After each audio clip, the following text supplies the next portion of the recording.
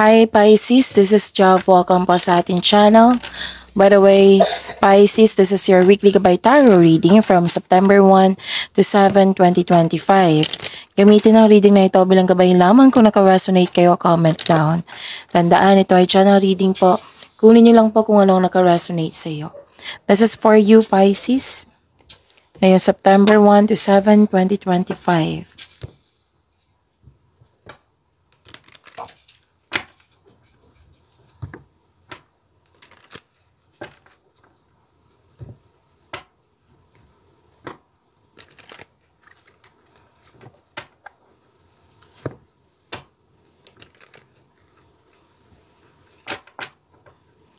Para po ito sa iyo, Pisces, ngayong September 1 to 7, 2025.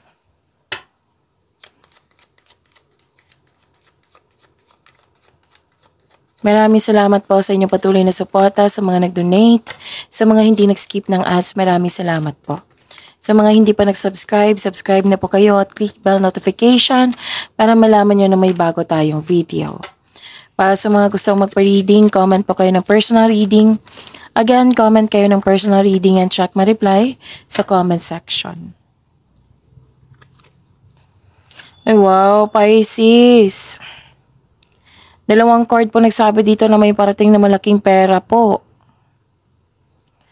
Maraming transaksyon, maraming benta, maraming orders, project. Basta po transactions na magkakaroon ng cash flow. Prosperity is yours.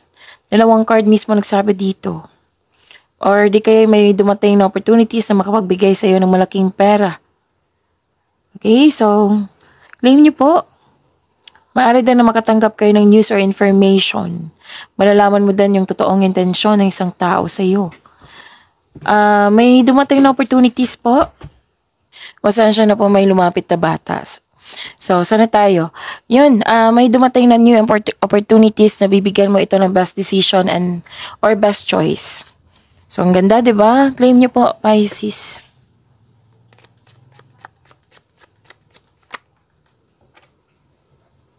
This is your energy, Pisces, for this week.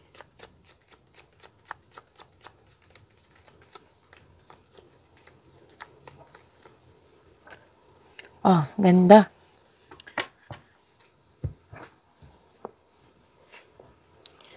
Please be reminded po, lalo na sa mga bago dito, na kung may napansin kayo na ulit na mensahe, yan po yung pinupush ng cards nyo. Like for example, nanood kayo sa inyong monthly gabay tarot reading, sa inyong first half of the month of September, sa inyong daily gabay tarot reading, at dito din sa inyong weekly, na may napansin kayo na repeating message. Yan po yung pinupush ng cards nyo na kailangan nyo bigyan ng atensyon, solusyon at aksyon kung maaari po. And by the way, paalala lang po, Pisces, baka nagtaka kayo kung iba ang boses ko ngayon. May ubo po ako. Oo. So, focus kayo sa mensahe para may makuha kayong gabay. At pahinto-hinto rin ako kasi nag-water therapy ako. Again, nag-water therapy po ako. Okay, so maraming salamat po.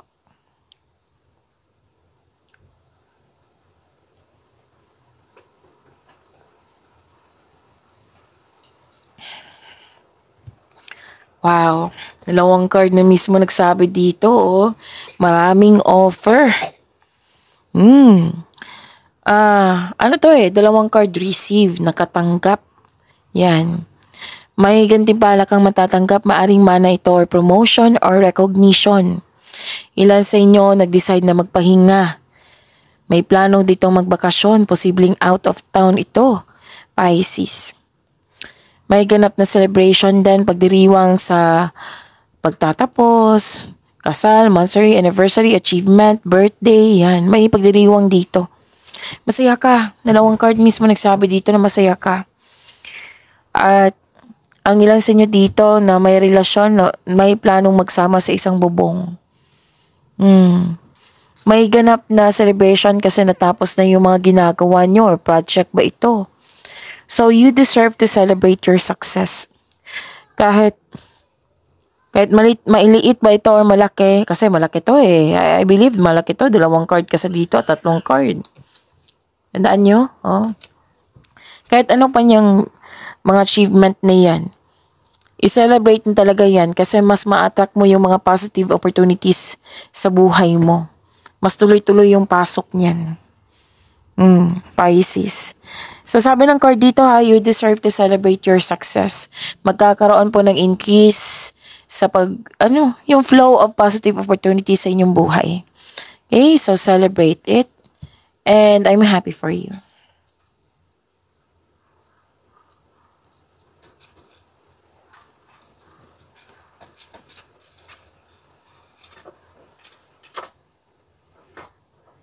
Okay. May satisfaction, abundance. Dalawang card na mismo nagsabi dito na nearing completion or nakompleto na yung mga project ba ito, mga ginagawa, pwede yung trabaho, oo. Sobrang saya mo kasi nagkaroon siya ng positive outcome at nagbigay ito ng success, satisfaction, abundance. Thankful ka sa mga biyayang natanggap, Pisces. You have overflowing abundance. Successful, satisfied ka. So this card asks you na mag-relax ka. Tama to yung plano mo na mag-relax ka at mag-enjoy. Share your good fortune to others and your generosity will always flow back to you. Pisces, may na-attract kang taong sobrang successful sa buhay at masaya at ready na ito sa relasyon. So, good news to sa mga single. So, ito love and happiness overflow. Sobrang satisfied. Okay? May dalawang card na mismo nagsabi dito na may natapos kayong gawain. Sobrang saya mo at satisfied. And expect a recognition. Oo. At may nakita kong promotion dito. So, following intuition and honoring your ideas, it will lead you to increase prosperity and abundance. Oo, makinig talaga sa inyong intuition kasi malaking tulong yan.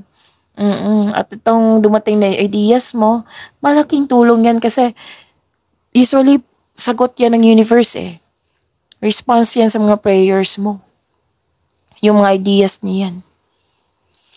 And your health is improving also. You're welcoming overall feelings of happiness and joy. So this card signals abundance in all areas of your life. So mga biyayang natanggap po ito. So express it with gratitude and generosity. Okay?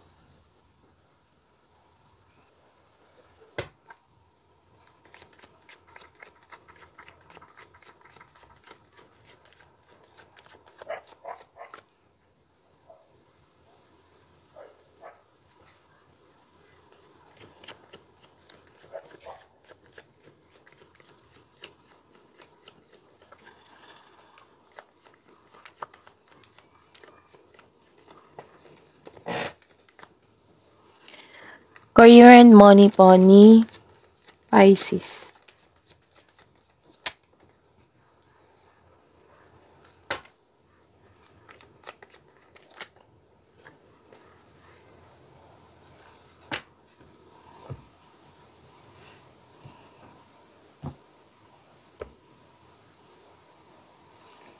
Okay, Pisces, sa coherent money niyo po. May nakita ko ditong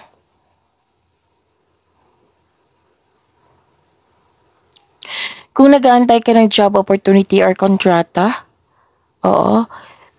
kailangan hintayin po. Huwag niyong hayaan na ma-frustrate kayo or mainis or mainit. Instead, alam mo to na kailangan mong hintayin. Kasi nag-execute ka naman nag-apply ka ng action. Oo. Nakita ko naman dito na in-offer to sa'yo. So, may process kasi ako nakikita dito na naintindihan mo na may process. So, kailangan mo talagang hintayin yan. Yan din ang sabi ng card dito. Na hintayin mo. Na instead na mag-frustrate kayo, why not i-invite nyo, i-pray nyo na darating ka sana sa perfect time. Kasi inasahan kita. Umaasa kong dumating ka sa ganito. Yan. I-pray mo. I-pray mo kay God. Okay? So, di ba? Kung i-pray mo yan, ma-maintain mo yung flow ng energy mo. Kaysa ma-frustrate ka, kung ma-frustrate ka kasi, mag-create yan ng blockages, di ba? Why not choose to pray? I-pray mo kay God. So, sa kaperahan pa, wag magdesisyon agad sa pag-invest or paggasta sa isang bagay. Kailangan yung pag-isipan ng mabuti. Kailangan nyo pong magkaroon ng time for reflection kung dapat ba. Okay? May kasamang plano para alam mo kung ano yung mga proseso niyan. Kung masyado bang, basta may mga ano dyan, sa pag-create kasi ng plano, may mga realization din dyan eh.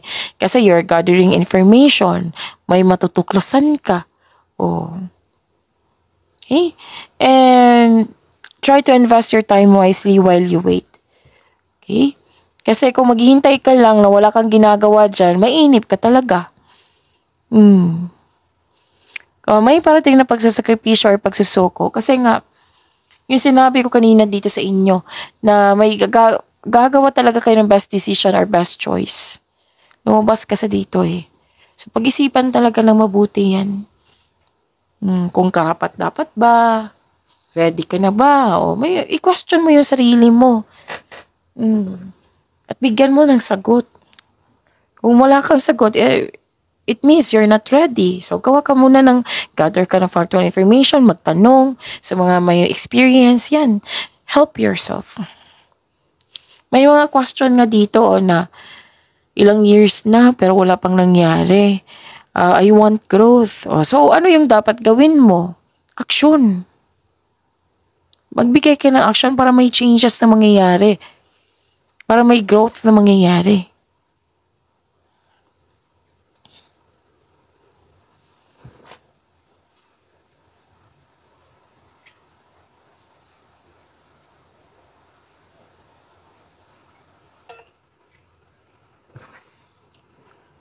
Okay. Ganda naman. This card tells us na this is money luck. L-U-C-K. This card may also indicate that you're healing from loss of connection, loss of things, or loss of opportunity. Para sa mga negosyante, you may be guided to begin a new business. Or you have a hidden talent na magagamit mo. Pandagdag income. And this is also recognition. Oo. Another message na naman na recognition. Oo. You may receive an awards, fame. Yan yung nakikita ko.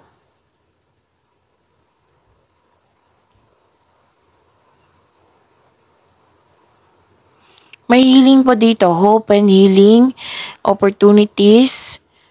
Wow. Sunod-sunod yung opportunities ha. Andito sa energy nyo. Dito din. May tulong. May pag-asa kang madama, maging positibo at gumawa ng paraan. May tulong po oh. This card offers hope and guidance. Kung nahirapan ka ngayon, have faith that your luck, L-U-C-K, is about to change for the better.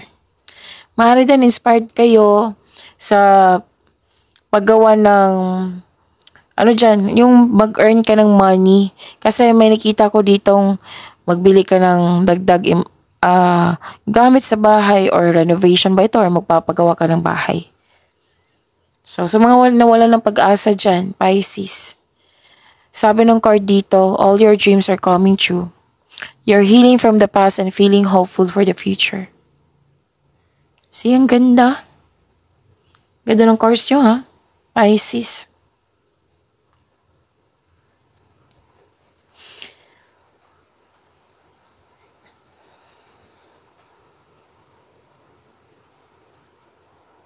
May biglang pagbabago po dito. Pero huwag kayong mag-alala sa pagbabago na ito ha. Kasi makasuporta to sa iyong makasuporta to sa inyong magkakaroon siya ng growth and expansion. Kasi 'di ba, you want growth. Kine-question mo kanina, 'di ba? Sabi ko dito. May biglang pagbabago, makatulong ito sa growth and expansion.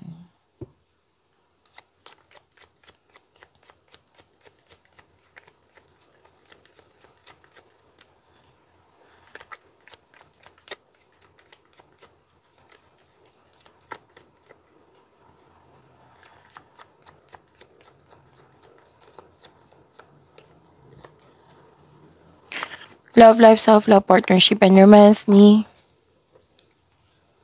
Pisces.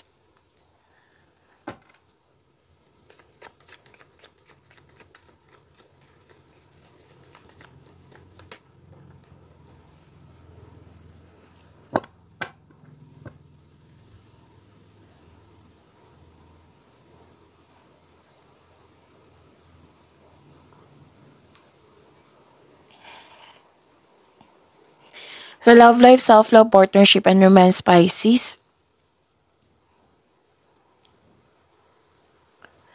may magiging partner ka na stable na sa financial at sobrang generous po na parating.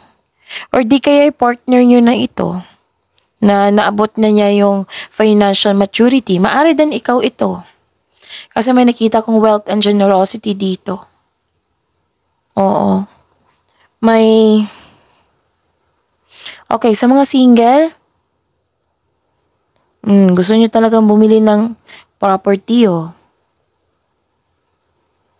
bago pumasok ng buhay pag-ibig. So, sense of stability nakikita ko sa inyo. So, may plano kayong magbakasyon ha? Kanina pa to sa energy cards nyo. Or bumili ng regalo that pampers you.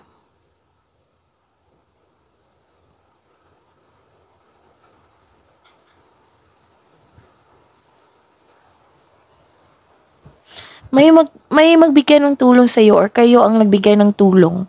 Lalo na pera. Oo, kasi may nakita kong pera dito.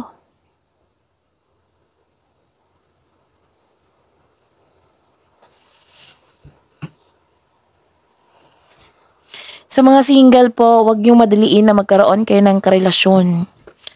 Oo, kailangan magkaroon kayo ng same vision for the future.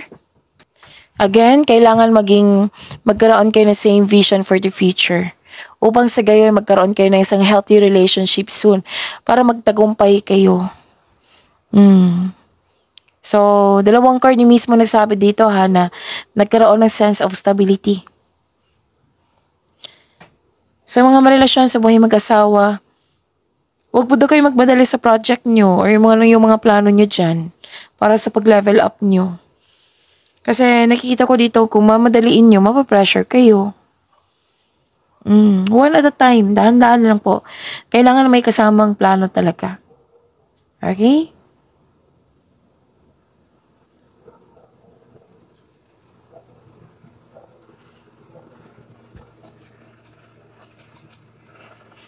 Kasi single man, marelasyon sa buhay mag-asawa, you're building stability conserving resources. So, wag magmadali. Kailangan yung yung iwasan yung ma-pressure. Kasi nakita ko dito na inalagaan nyo yung naipon nyo, pagtitipid nyo, kasi you're saving money for the future or may specific goal kayo. Magkaroon ng konkretong plano ha. Sinabi ng card dito, ilang beses na lumabas.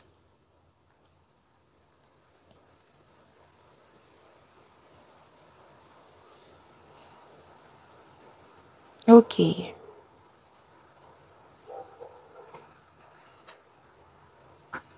Okay. Sa buhay mag-asawa, may relasyon, nakikita ko dito, you are matured enough na, loyal sa isa't isa, both of you are taking an action. Diba? Kasi may sense of stability para may palago palalo yung relasyon nyo. Babala lang po sa ego clashing. Dalawang card kasi nagsabi dito na baka nang dahil sa pinag-usapan nyo, magkakaroon ng ego, yan. Be careful lang po. Kasi parang isa sa inyo dapat masunod yung sa kanya. Dapat hindi nagkasundo sa ganitong pag-uusap regarding sa project niya, regarding sa pag-level up nyo. So sana'y magkaroon ng balanse, magkaroon ng adjustment para magkasundo kayo. Kung ano man yung mga challenges na na-encounter nyo, single ka man o may relasyon sa buhay mag-asawa, ma-overcome nyo rin to. Basta harapin nyo po. Huwag nyo pong iwasan, sabi ng yung card. Ma-overcome nyo rin to.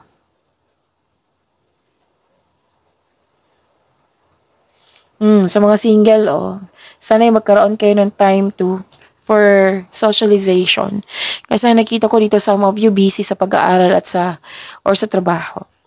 Ayun, pag-imanin niyo po yung blessings na binigay sa inyo. Pisces, see you tomorrow. Maraming salamat po.